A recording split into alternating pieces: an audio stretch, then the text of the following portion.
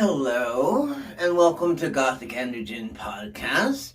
I am Natsuya, and today we're going to talk a little bit about ADHD, autism, and ruminations, or otherwise overthinking.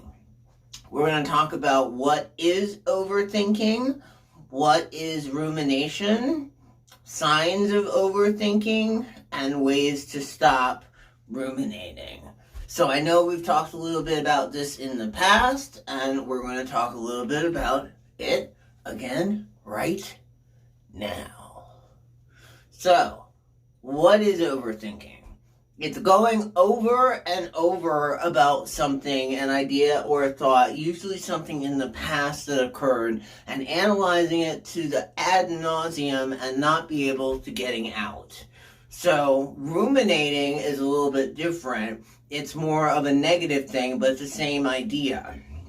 So, ruminating is repetitive, negative thought process that loops continuously in the mind that is never ending, and it's often not organized. And a lot of times with ADHD, when you're ruminating, you get stuck in a thought and it can literally go on for hours and hours. So for example, I had an issue with my boss one day, this is a while back, and I literally came home after, it was like an encounter that took about 2 seconds, okay, or even like 20 seconds. Okay, and it was something so small and so stupid that, it became this huge thing and went on for literally 48, 72 hours that I kept going over it in my head over and over and over again, and I could just not get out of it, coming up with all these different scenarios, different ways the thing could work out, possibilities, what's going to happen, catastrophizing, turning this tiny little 20-second thing into this huge, end of the world, the life is coming to an end type thing. Blowing the thing completely out of proportion, so it was totally this huge big deal, and I just could not get out of it. Any conversation I had with people was literally about this thing, and it was all I could talk about, and I couldn't get out of it at all. It was totally crazy, and so that definitely was something that was insane, and that's an example of ruminating. So what else is overthinking and ruminating? It's analyzing an action from the past ad nauseum. So the brain can't shift to positive outcomes. So you're going over this negativeness, it's getting more negative as it goes, okay? And it's just fueling itself and getting more powerful and taking up more passion and more of your time and your thought process to the point where it totally overwhelms you and becomes the only thing that you're thinking of. And anything else is you may even stop eating, okay? Or stop sleeping, or if you try to go to sleep, your mind can't stop. It's completely racing in this thought, and you just cannot get out of it. And that is totally what's going on. So it's totally overtaking your brain. It causes stress and anxiety, and it causes you to get even more worried about it, and the more that it gets into the negative, it can even lead to depression, anger, and rage. Okay, and that can lead ADHD specifically to impulsive actions. So, say, you may get in your car and drive to work, or, you may call your boss up on the phone and scream at them or something like that, which is never good. Don't do that. Just don't do that. I did not do that, luckily, so that was good, even though I wanted to, because the boss was condescending. But, the only person who can treat me like I'm 5 is my mom, and that's it. My boss is not allowed to do that. That is wrong. Don't do that And if somebody ever does that to you, don't take it from them and tell them immediately, you are disrespecting me. You need to treat me like respect because I'm going to treat you like respect. Okay? So do that, definitely. If someone disrespects you, don't take that. Put up a boundary and defend yourself. Don't even defend yourself. Just say, that is not acceptable behavior and I will not take that from you because I deserve respect. Okay, because I'm going to treat you with respect, so I deserve respect as a human being. Anyway, that's not the point. The point is, we're talking about ruminations here. So it can cause worrying, which can lead to anxiety and stress. It is a passive way of dwelling with something. It's not an active thing. So instead of worrying about the future so that you take action into something, ruminating is worrying about something in the past, and it's in a passive way. So you're not actually taking action, you're actually getting thought. You're lost in analysis paralysis, and you are going around in a circle that gets more negative as it goes. Okay, and it consumes all your time and all your brain space, and it's just negative. And it is part of the fight or flight response. So you're actually fighting with yourself, and that's where the stress is happening, okay? And you're getting stuck. So it's kind of a fight or flight response to something that has occurred in the past, which is over, and you're trying to rework it and come up with different scenarios about how it will play out or what will happen as the next step of something that is so trivial that, it doesn't matter what it is. But remember, your feelings are valid, and so whatever feelings that you have about it, don't let anybody stomp on your boundaries and tell you that you're not feeling something when you are. If someone disrespects you, that is not okay. At all, ever. So don't take it. Put up a boundary and say, I deserve to be treated with respect. And don't do that again. Okay. Signs of overthinking. Repetitive thoughts, lack of sleep, and struggle with decision making. So all of these can be when you're ruminating because it's negativity, and it can end up adding stress and anxiety to you. And if it gets really worse, it can lead into rage and anger, and it can also lead to impulsivity, especially with ADHD. And it can lead to frustration and rejection sensitivity dysphoria. Rejection sensitive dysphoria. Sorry about that. I said that wrong. Okay. Yeah. So it can lead you to blow something out of proportion to make it even worse than it actually was. Like in this situation, it was something that occurred for 20 seconds. It was disrespect. That was not fair. They shouldn't treat you like that. And I blew it out of proportion like the world was coming to an end. Okay. Well, whatever. But hey, I'm not there anymore. I don't have to deal with people who disrespect me because I would never disrespect somebody else. Okay? So, uncool. Totally. Okay. So, ways to stop ruminating. So, I'm going to give you 6 different ways to stop ruminating. And there's 6 different things that you can do that will help you with this. So the first one is journaling. That can help you put it into perspective. If you can get it out of your head so you're not overthinking anymore and write it down, that can help you put something in perspective so you can actually look at it. So in this situation, it was like, you disrespected me. The only person who can do that is my mom, who's known when I'm 5 years old. And so I have to look at it as, maybe my boss was scared, or maybe my boss was worried, or maybe my boss was afraid that I was smarter than they were. Because in that situation, my boss was wrong. This is how it is. And I'm sorry, I'm not going to do something that's wrong. Okay? If it's against my moral code, I'm not going to do it. I don't care who you are, boss or not. It's wrong. So no, I'm not going to do it. I don't care who you are. Okay?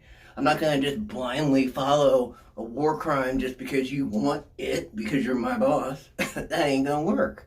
Okay? So, no. I deserve respect. And I'm not going to do something that's wrong because it's against my moral code. And because I've taken vows, which I will not violate my vows. Some of those vows are that I'm going to tell the truth. So if you ask me to do something that's against the truth and it's a lie and it's not right and it's disrespectful and incorrect and wrong, and it may actually violate some rules, okay, I'm not going to do it. I don't care who you are, boss or not, okay? I'm sorry. Where's my whistle? I'll go find it somewhere. I think I have one somewhere. Maybe I don't. I'll just have to whip out my recorder, or not even that. I'll whip out the flute, okay? I'll play a whole serenade on it, okay? Syrinx that up Debussy, okay? Yes, Debussy. So, anyway, okay. Focus on something. So the first one was journaling to put things in perspective and writing it down. The second one is focus on something outside of yourself, outside of your mind as a distraction, like go on a walk or go for a hike or go see a movie or go listen to music or go play a video game. Something to distract you, or go walk in the woods barefoot or go to the beach or walk your dog, you know. Or go sit in the cafe and drink some coffee. You know, all those things can be a distraction. Or go for a drive. Or take a bike ride. You know, all those things can be distracting from the rumination, which is a good way of something to do. Change the way you think. So this is another way. So if you end up going into negativity, put a positive spin on it.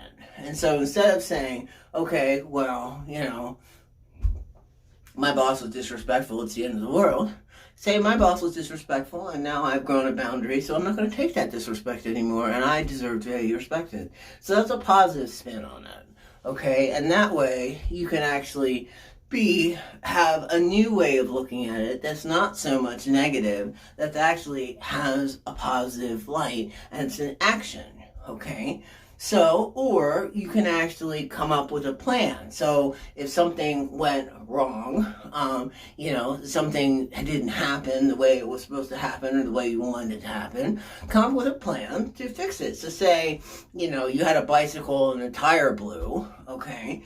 Well, instead of just sitting here and worrying about it and ruminating about it and going back and forth about, oh, my tire blew, I can't ride my bike, you know, whatever. Well, go take the bike down the street and, you know, put air in the tires or go get new tires. And that way you fix it so your bike is working so that you can go ride your bike. Okay, that is a positive action that you're taking. Instead of ruminating on the negative that the tire blew, you're actually putting air in the tire and you're fixing the solution. It's a solution to the problem. So that's how you change your thinking to the positive. You can also repeat a mantra like Om Mani Padme or I am magnificent. So say somebody disrespected you. They didn't see your magnificence. That everybody's magnificent. We're made in the image of God. So that means that we are magnificent. Okay? Because you have a part of God in you. So God is an eternal, omniscient, omnipotent, omniscient being. So if you have a part of God in you and your body is a temple, then doesn't that mean that you are a part of God? You're part of that soup of God. Your soul, your higher self, is of that God same essence. Because that's the spark of magnificence in you. So that means you're magnificent. So when my boss disrespected me, my boss couldn't see that magnificent. Or maybe my boss did see that my light was shining and it irritated their demons. And that's why they decided to disrespect me. Because they knew, return to sender, that my light irritates their demons. Because within me is the spark of the essence of God. And I, like all other human beings, am magnificent. Think about that. That's about as positive as you can get. So, repeat a mantra. Om Mani Padme. Repeat a mantra. I am magnificent. Repeat a mantra. I deserve respect. I deserve respect. I have boundaries. My boundaries are important. I am magnificent. I am good enough. Just the way I am. I am a beautiful human being. I am made in the image of God. My light irritates their demons. I am of the light. I am love. I am compassion. I am compassion. Say a positive mantra with intent and affirm who you are. I am magnificent. Do you know who you are? Yes, I am magnificent as a human being, made in the likeness of God. Well, you are beautiful just the way you are. And no one should disrespect you for that reason. So mantras should be positive and believable. So I am magnificent. I am love. I am compassion. I am light. I shine bright. I am a creative force to be reckoned with. I have boundaries. I am beautiful. I am enough. Yes, mantras should be positive, and they help us stop with rumination.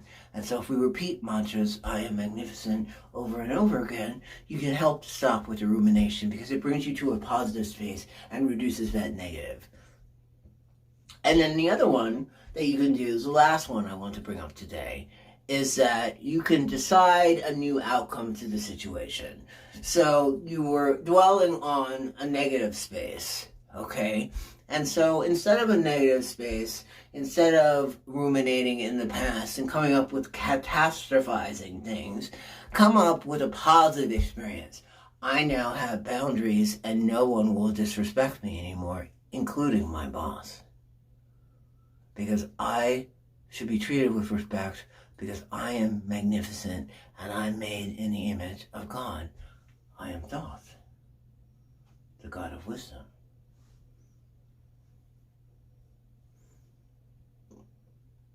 Yes, I am. So,